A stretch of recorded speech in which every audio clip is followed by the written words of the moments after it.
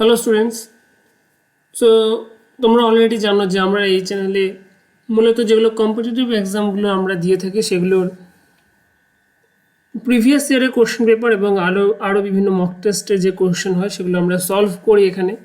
So আমরা এখন করছি WBCS-এর যে 2019 প্রিলিমিনারি যে কোশ্চেন পেপারগুলো, যে কোশ্চেন পেপার তার সলিউশন আমরা করছি। এর আগের দিন আমরা ইংলিশ পেপারটা সলিউশন করে নিয়েছি, মানে ইংলিশের যে পোর্শনটি থাকে ফার্স্টে, সো সেটা সলিউশন হয়ে গেছে। তোমরা যারা দেখে নিয়েছো আশা করছি তোমাদের কাছে খুব হেল্পফুল ছিল এবং কোনো রকম ডাউটস থাকলে বা আমার অ্যান্সার এগেনস্টে কোনো রকম আর্গুমেন্টস থাকলে অবশ্যই সেটি কিন্তু কমেন্ট সেকশনে জানাবে এবং আমি অবশ্যই রিচেক করে তোমাদেরকে কনফার্ম করব।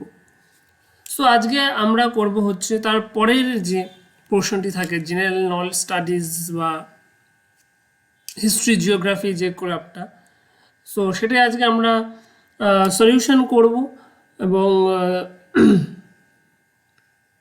আমরা আগের দিন 25 পর্যন্ত করেছি, রাইট? আমরা ইংলিশ পেপারটা কমপ্লিট করেছি আগের দিন এবং আজকে আমরা শুরু করব 26 থেকে।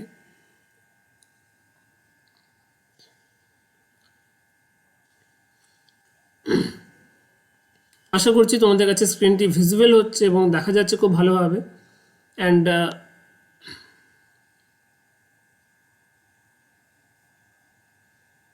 দেখা যাচ্ছে, আমি আশা করছি তোমাদের অনেকেরই আগের দিন এসেছিল যে দেখা যাচ্ছে না ঠিকঠাক স্ক্রিনটি, মানে ছোট স্ক্রিন। সো আই হোপ আজকে দেখা যাচ্ছে এবং যথেষ্ট সেটিকে স্ক্রিনটিকে বড় করে নিয়েছি। সো 26 নম্বর, পূর্ব কলকাতা জলাভূমিকে ঘোষণা করা হয়েছে 26-এর ডি রামসার স্থান হিসাবে। আমি অলরেডি এগুলো মার্ক করে রেখেছি বিকজ আমি এক জায়গায় এটা অলরেডি করেই ফেলেছি। সো এটা সলভ করাই রয়েছে, তোমরা এখনই দেখতে পাচ্ছ।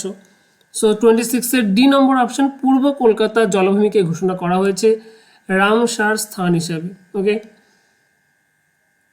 27-এ কি বলা হয়েছে যে ভারতের উচ্চ গাঙ্গেয় সমভূমির ভূর হলো এক প্রকার বায়ু দ্বারা সঞ্চিত বালির তরঙ্গায়িত ভূমি। সো ভূর কি? ভূর হলো বায়ুপ্রবাহ দ্বারা সঞ্চিত বালির তরঙ্গায়িত ভূমি, অর্থাৎ 27-এর এ নাম্বার। পশ্চিমবঙ্গ ভূমি সংস্কার আইন বলবৎ হয় 1955-এ। 1955 সালে পশ্চিমবঙ্গ ভূমি সংস্কার আইন বলবৎ করা হয়, অর্থাৎ 28-এর সি নম্বর অপশন। 29, ভারতের central inland water transport corporation অর্থাৎ CIWTC এর সদর দপ্তরটি কোথায়? এর সদর দপ্তর কিন্তু আমাদের কলকাতাতেই রয়েছে।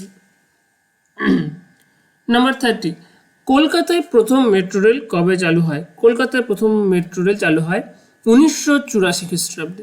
মনে রাখবে, কলকাতায় প্রথম কিন্তু মেট্রো রেল চালু হয় 1984 খ্রিস্টাব্দে। আমরা কিছুক্ষণ পরে আর একটা কোশ্চেন দেখব যে ভারতের প্রথম ট্রেন কবে থেকে চালু হয় বা কোথা থেকে কোথায় সেটি চলে, এই ধরনের কোশ্চেন আমরা এখানেই রয়েছে, কয়েকটি কোশ্চেন পরেই রয়েছে এবং এই ধরনের যে কোশ্চেন সেটআপটি হয় এটা কিন্তু খুব ইম্পর্টেন্ট এবং পরীক্ষায় আসে অনেকবার। সো এটা মনে রাখবে যে কলকাতায় মেট্রো রেল চালু হয় 1984 খ্রিস্টাব্দে, এটা কিন্তু মেট্রো রেল।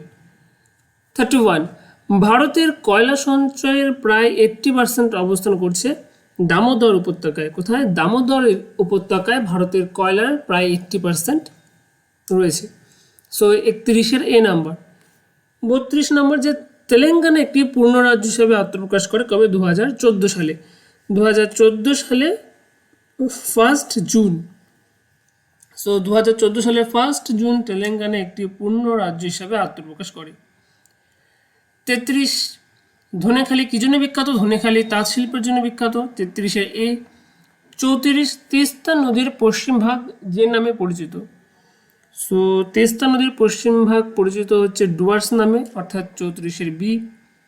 35, সুন্দরবনকে নিম্নলিখিত বৈশিষ্ট্যের জন্য ওয়ার্ল্ড হেরিটেজ সাইট নামে নথিভুক্ত করা হয়েছে। আচ্ছা, কিসের জন্য সুন্দরবনকে ওয়ার্ল্ড হেরিটেজ সাইট হিসাব বলে নথিভুক্ত করা হয়েছে? সো এটা হবে হচ্ছে 35-এর সি নাম্বার, ম্যানগ্রোভ বনভূমির জন্য, অর্থাৎ 35-এর সি। 36, জলপাইগুড়ি শহর কোন নদীর তীরে অবস্থিত? সো জলপাইগুড়ি শহর হচ্ছে তিস্তা ও করলা নদীর তীরে অবস্থিত, অর্থাৎ 36-এর এ। 37, রামমাম জলবিদ্যুৎ প্রকল্পটি কোথায় অবস্থিত? রামমাম জলবিদ্যুৎ প্রকল্পটি অবস্থিত হচ্ছে দার্জিলিংয়ে, অর্থাৎ 37-এর ডি। 38, নিম্নলিখিত কোন জোড়াটি সঠিক নয়? সো এখানে যে অপশনগুলো রয়েছে যে তার মধ্যে হচ্ছে ভিতরকণিকা অলিভ রিডলে কচ্ছ অবশ্যই ঠিক আছে। হ্যাঁ, 38-এর ডি দচিগাম এশীয় সিংহ। এখানে এশীয় সিংহ পাওয়া যায় না দচিগামে। দচিগাম হচ্ছে মেনলি হিমালয়ান লেঙ্গুরের জন্য বিখ্যাত, বা মাস্ক ডিয়ারের জন্য ওখানে প্রচুর মাস্ক ডিয়ার দেখা যায়। দচিগাম কিন্তু এসব জায়গার জন্য বিখ্যাত, নট এশিয়ান সিংহের জন্য। সো 38-এর ডি নম্বরটা কিন্তু ভুল রয়েছে। এখানে দচিগামে তুমি সিংহ দেখতে পারবে, লেঙ্গুর দেখতে পারবে, হিমালয়ান লেঙ্গুর এখানে খুব ইম্পর্টেন্ট, মাস্ক ডিয়ার প্রচুর পরিমাণে থাকে দচিগামে। সো এটা ভুল আছে, 38-এর ডি নম্বর অ্যান্সার হবে। সো 39, পশ্চিমবঙ্গে কোথা থেকে কোথায় প্রথম রেলপথ চালু হয়? দেখো আগেরটা ছিল 1984-তে, কী ছিল? ওটা ছিল হচ্ছে মেট্রো রেল। এখানে কি রয়েছে? পশ্চিমবঙ্গে কোথা থেকে কোথায় প্রথম রেলপথ চালু হয়? পশ্চিমবঙ্গে প্রথম রেলপথ চালু হয় কিন্তু 1854 সালে, মনে রাখবে।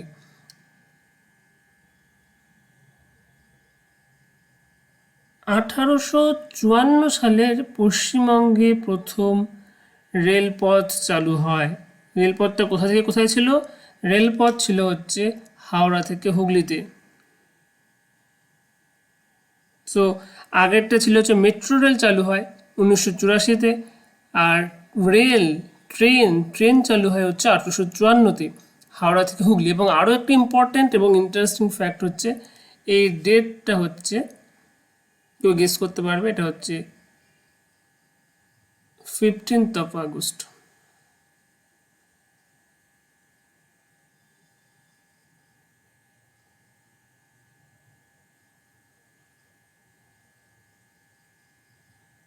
সো 15ই আগস্ট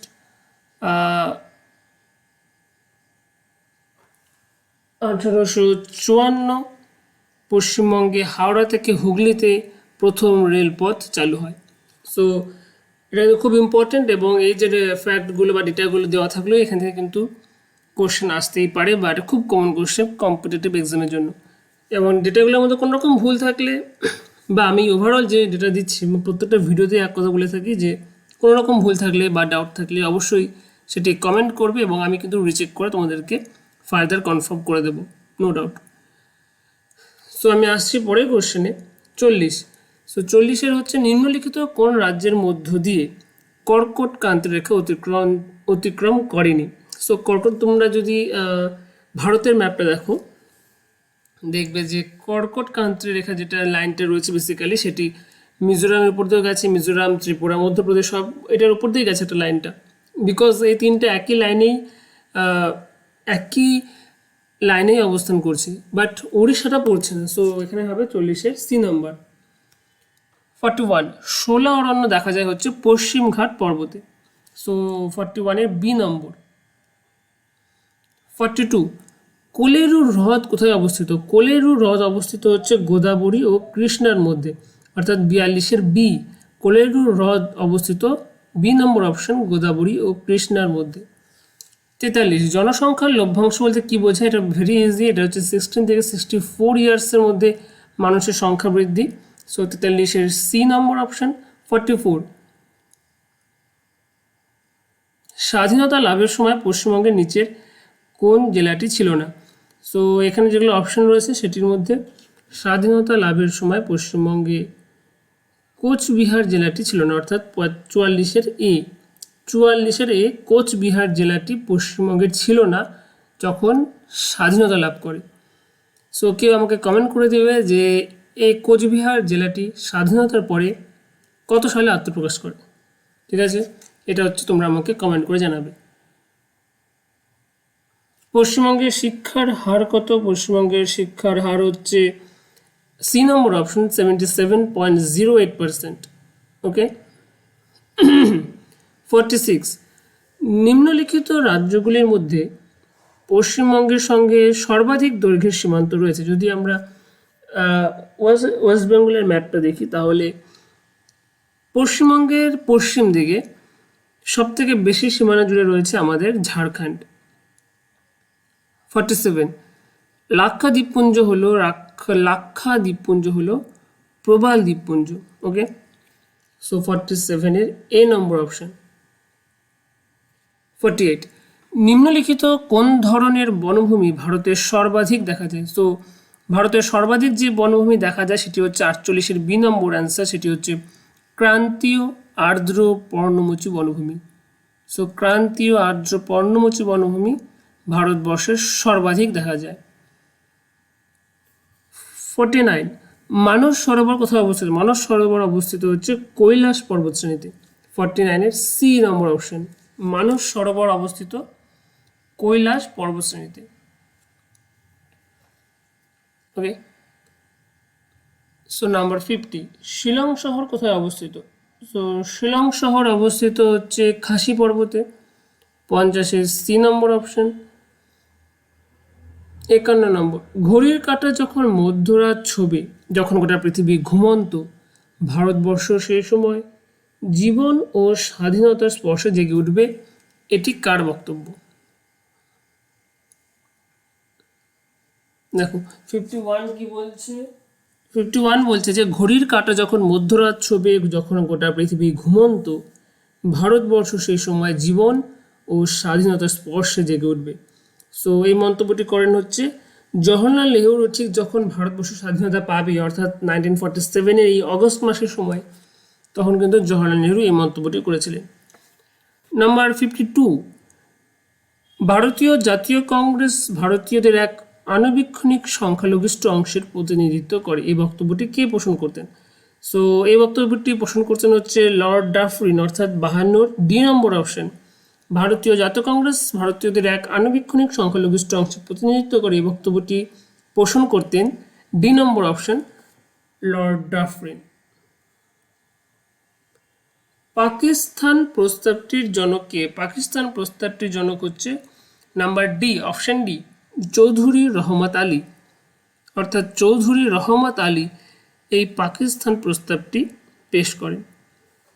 এবার দেখো 54 নম্বর যে কোশ্চেনটি রয়েছে সেটি কিন্তু খুব ইম্পর্টেন্ট একটি কোশ্চেন, শুধুমাত্র WBCS এর জন্য নয়, এটি কিন্তু বিভিন্ন ধরনের কম্পিটিটিভ এক্সামে কিন্তু এই ধরনের কোশ্চেন হামেশাই আসে। সো এই যে ক্রিপস মিশন প্রস্তাব একটি ফেল করা ব্যাংকের উপর আগামী দিনের চেকের মতো, এই উক্তিটি কার? সো এই উক্তিটি 54 বি নম্বর অপশন, মহাত্মা গান্ধীর। খুবই ইম্পর্টেন্ট একটি কোশ্চেন। নেক্সট 55 জালিয়ানওয়ালাবাগের হত্যাকাণ্ড হয়, জালিয়ানওয়ালাবাগের হত্যাকাণ্ড হয় হচ্ছে অমৃতসরে। 55 এ নম্বর অপশন, অমৃতসর। 56 নিম্নে উল্লিখিত কোন প্রশাসক বঙ্গভঙ্গ রদ করেন? সো বঙ্গভঙ্গ রদ করে হচ্ছে লর্ড হার্ডিঞ্জ। সো বঙ্গভঙ্গ রদ কবে হয় এটাও কিন্তু একটা ইম্পর্টেন্ট কোশ্চেন। এর অ্যান্সার কি হবে? বঙ্গভঙ্গ রদ কিন্তু হয় 1911, 1911 সালে বঙ্গভঙ্গ রদ করা হয়। রদ কে করেন? লর্ড হার্ডিঞ্জ, মনে রাখবে। 57 কর্ণাটকের যুদ্ধ কাদের মধ্যে হয়েছিল? কর্ণাটকের যুদ্ধ হয়েছিল ফরাসি ইস্ট ইন্ডিয়া কোম্পানি এবং ইংরেজ ইস্ট ইন্ডিয়া কোম্পানির মধ্যে। 58 মহাত্মা গান্ধীর নেতৃত্বে প্রথম গণ আন্দোলনটি ছিল অসহযোগ আন্দোলন। 58 এর এ নম্বর অপশন, অসহযোগ আন্দোলন ছিল মহাত্মা গান্ধীর নেতৃত্বে প্রথম গণ আন্দোলন। 59 ভারতের স্বাধীনতা আন্দোলনের কোন ঘটনার সাথে সূর্য সেন জড়িত ছিলেন? সো ভারতের স্বাধীনতা আন্দোলনের সাথে জড়িত ছিলেন সূর্য সেন, জড়িত ছিলেন হচ্ছে 59 এর এ নম্বর অপশন, চট্টগ্রাম অস্ত্রাগার লুণ্ঠন। চট্টগ্রাম অস্ত্রাগার লুণ্ঠনের সাথে সূর্য সেনের নাম জড়িত ছিল। 60 1857 সালের মহাবিদ্রোহ কানপুরের সিপাহীদের নেতৃত্ব দেন, এটা হচ্ছে Nana Saheb. Option C, 60 C number option, Nana Saheb. Asiatic Society of Bengal প্রতিষ্ঠা কে করেন? So Asiatic Society of Bengal প্রতিষ্ঠা করেন হচ্ছেন sir William Jones. Option C, 61 question number option C, sir William Jones Asiatic Society of বেঙ্গলের প্রতিষ্ঠা করেন। কবে প্রতিষ্ঠা হয় এটা হচ্ছে খুব সম্ভবত 1808, যতটাখানি লেখা আছে আমার এখানে, ভুল থাকলে কী করতে হবে, অবশ্যই সেটি কমেন্ট বক্সে আমাকে এটা রিমাইন্ড দিতে হবে, আমি চেক করে তোমাদের জানাবো। 62, ভারত ও পাকিস্তান রাষ্ট্রের সীমান্ত চিহ্নিত করার দায়িত্ব নেন কে? এটি হবে হচ্ছে sir Cyril Radcliffe. Sir Cyril Radcliffe Bharat ও পাকিস্তান রাষ্ট্রের সীমান্ত চিহ্নিত করার দায়িত্ব নেন। 62 এর বি নম্বর অপশান। 63, স্বরাজ পার্টির প্রধান নেতারা ছিলেন। সো 63 এর কোশ্চেন হচ্ছে স্বরাজ পার্টির প্রধান নেতারা ছিলেন হচ্ছে মতিলাল নেহরু অ্যান্ড CR দাস। 63 এর সি নম্বর অপশান। 64 যে কোশ্চেনটি রয়েছে সেটাও কিন্তু ইম্পর্ট্যান্ট একটি কোশ্চেন এবং বহুবার এসেছে এবং বহুবার আসবেও ভবিষ্যতে। নিম্নে লিখিত কোন মহিলা ভারতীয় জাতীয় কংগ্রেসের প্রথম মহিলা সভাপতি হন? সো প্রথম মহিলা সভাপতি কে ছিলেন ভারতীয় জাতীয় কংগ্রেসের? সেটি হবে হচ্ছে 64 এ নম্বর অপশন, অর্থাৎ অ্যানি বেসান্ত। 65 ভারতীয় জাতীয় কংগ্রেসের প্রতিষ্ঠাতা ছিলেন হচ্ছে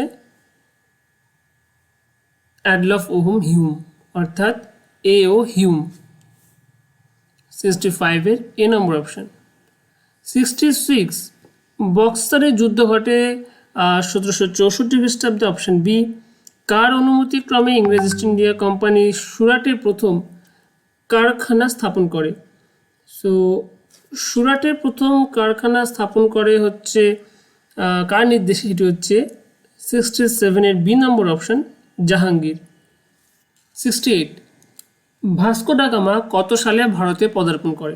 সো ভাস্কো দা গামা ভারতে পদার্পণ করে 1498-এ, অর্থাৎ 68-এর অপশন এ, 1498 খ্রিস্টাব্দে। ওকে। 69 ফতেপুর সিক্রিতে ইবাদখানার নির্মাতা কে ছিলেন? সো ফতেপুর সিক্রিতে ইবাদখানার নির্মাতা ছিলেন হচ্ছে অপশন সি, আকবর। মালিক কাফুর কার সেনাপতি ছিলেন? সো 70 মালিক কাফুর সেনাপতি ছিলেন হচ্ছে অপশন ডি, আলাউদ্দিন খলজির। সো 70 হচ্ছে 70-র অ্যান্সার হচ্ছে অপশন ডি, আলাউদ্দিন খলজি। গৌতম বুদ্ধ কোথায় নির্বাণ লাভ করেছিলেন? সো 71 গৌতম বুদ্ধ নির্বাণ লাভ করেছিলেন হচ্ছে বৌদ্ধগয়া বা বোধগয়া, অর্থাৎ 71-এর অপশন নাম্বার ডি, বোধগয়া, যেখানে গৌতম বুদ্ধ নির্বাণ লাভ করেছিলেন। মৃচ্ছকটিকম নাটকটির রচয়িতা কে ছিলেন? সো মৃচ্ছকটিকম নাটকটির রচয়িতা ছিলেন হচ্ছে শূদ্রক, অর্থাৎ 72-এর বি নম্বর অপশনটি হচ্ছে কারেক্ট অ্যান্সার। 73 গুপ্ত বংশের উত্তরাধিকারী হিসাবে সমুদ্রগুপ্তের পরবর্তী শাসক হন দ্বিতীয় চন্দ্রগুপ্ত। সমুদ্রগুপ্তের পরবর্তী শাসক কে ছিলেন? অপশন এ, দ্বিতীয় চন্দ্রগুপ্ত। 74 অশোক লিপি ও ব্রাহ্মী লিপির পাঠোদ্ধার করেন হচ্ছে জেমস প্রিন্সেপ। মনে রাখবে, এটা খুব ইম্পর্টেন্ট একটি কোশ্চেন যে অশোকের লিপি ও ব্রাহ্মী লিপির পাঠোদ্ধার কে করেছিলেন? Option B, James Prinsep. Number 75 নিম্নে উল্লেখিত কোন স্থানটি ভারতীয় উপমহাদেশের প্রাচীনতম কৃষিকার্যের সাক্ষ্য মেলে? সো এর মধ্যে হবে হচ্ছে 75-এর বি নম্বর অপশন, অর্থাৎ মেহেরগড়, অর্থাৎ 75-এর বি নম্বর অপশনটা হচ্ছে কারেক্ট অ্যান্সার। সো এই ছিল 2019-এর ইংলিশের পরবর্তী যে জেনারেল স্টাডিজ বা জেনারেল নলেজের যে হিস্ট্রি জিওগ্রাফি যে কম্বোটা থেকে সেই পার্ট থেকে আজকের সলিউশন। সো আশা করছি তোমাদের এই আজকের ভিডিওটি এবং আজকের এই স্টাডিজটি খুব ইম্পর্টেন্ট ছিল এবং ইনফরমেটিভ ছিল তোমাদের কাছে। সো আমরা কিন্তু এটা কন্টিনিউ করতে থাকবো এবং এরপরে যে বাকি রিজনিং পোর্শন রয়েছে, ম্যাথামেটিক্স পোর্শন রয়েছে, সেটির ভিডিও আপলোড করবো এই চ্যানেলেই। সো সাবস্ক্রাইব করে রাখবে যাতে এই ধরনের ভিডিওগুলো বা প্রত্যেকটা সলিউশন, প্রত্যেকটা কোশ্চেন পেপার প্র্যাকটিস সেশনগুলো তোমাদের কাছে সরাসরি আপডেট হিসেবে পৌঁছয়। সো সাবস্ক্রাইব করবে এবং পাশে দেখবে একটি বেল আইকন আছে, সেটাও কিন্তু প্রেস করে অল করে দেবে। মনে রাখবে অল করতে হবে, তাহলে কিন্তু সমস্ত আপডেট এবং ইনফরমেশনস তোমাদের কাছে সরাসরি পৌঁছাবে আমার আপলোড করার সাথে সাথেই। তোমরা আপডেট থাকবে, আশা করছি তোমাদের পরীক্ষা ভালো হবে এবং তোমরা লাইফে সাকসেসফুল হবে। সো আজকের ভিডিও এতক্ষণই পর্যন্ত, সকলে খুব ভালো থাকবে। So thank you very very much.